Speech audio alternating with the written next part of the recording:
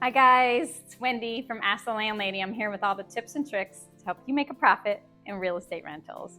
And today's question is, how should landlords or landladies handle apartment turnovers? Okay, this is when the apartment, somebody's living there, they move out, and you've got a limited amount of time before you get the next person in, right? So that's your turnover period. You're turning the apartment over from one tenant to the next. If you have good tenants, it's not gonna be that traumatic. And what you always want to do is prepare your tenants well. It starts from the day they move in. They need to know this is your great apartment. In a year from now, or whenever you move out, this is what this is going to look like. And you have pictures on file that you can prove to them the way it looked. So that's the expectation. This is what you're getting. This is what we're going to get later on, minus normal wear and tear, right? So that's what you want to prepare them well. And when somebody calls you to say they're moving out, or they send you a 30-day notice or whatever, and then say they're buying a house or whatever, we have a nice little cheat sheet that we can send out to them saying what our expectations are. Because the number one goal for us and for them is to get that security deposit back to them, right? If they had $1,000 security deposit, I want to give the entire thing back to them, right?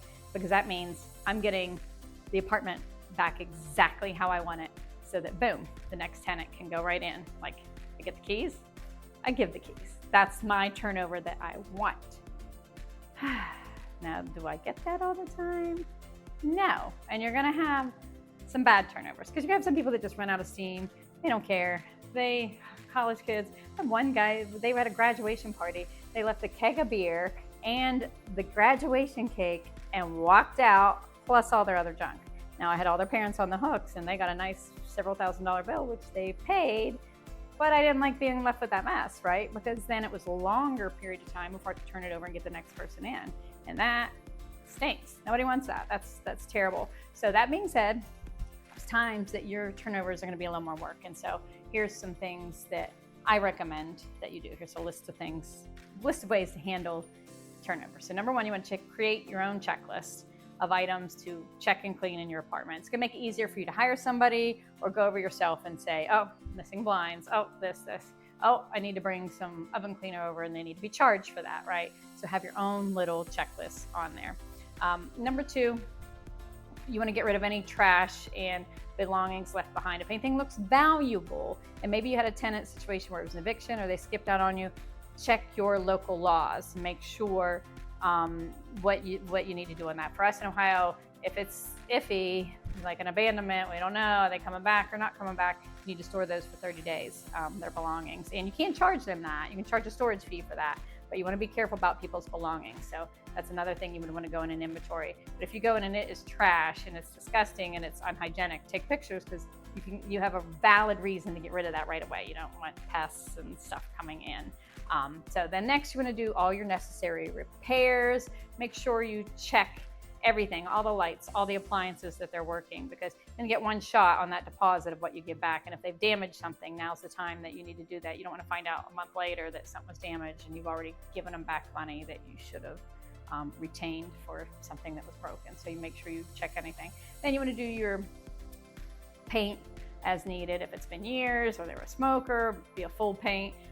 For just 1 year, you're gonna very light touch up is all it should be. So, maybe they brushed up against something with a couch or whatever.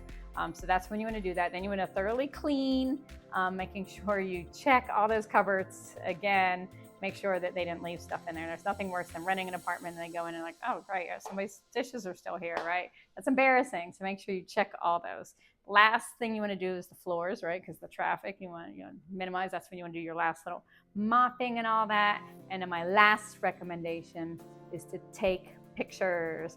Once it's all beautiful and shiny, you take pictures again, right? Because every time you want pictures, maybe you've added an upgrade, maybe you did something different this time from your old set of pictures, and you want that proof for the next tenant when they go to move out.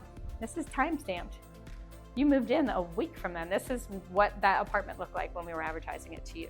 And that's what it should be when you move out. So you want to have those on file for each person too. So that last thing you want to do is simply take your pictures. Plus, it's going to be your great social media advertising, right? That's when it looks the best. And you may not have pictures of that unit yet. So that's the perfect time for you to get those photos, is right when you've done a fantastic apartment turnover. So there you have it. I wish you the best. I hope you have turnover where it's keys. But for those ones where it's not, check out my ideas there. I have that all outlined in my book if you don't want to go back and rewatch that and write it all down. Those are the things I recommend to get that process going as smoothly as possible. So what do you do? Anything different you want to do, or tell me about your apartment turnovers? Tell me your best story or your worst story. I would love to hear about it in the comments. Shoot it down there and hit subscribe, and I hope you have a fantastic day. Thanks.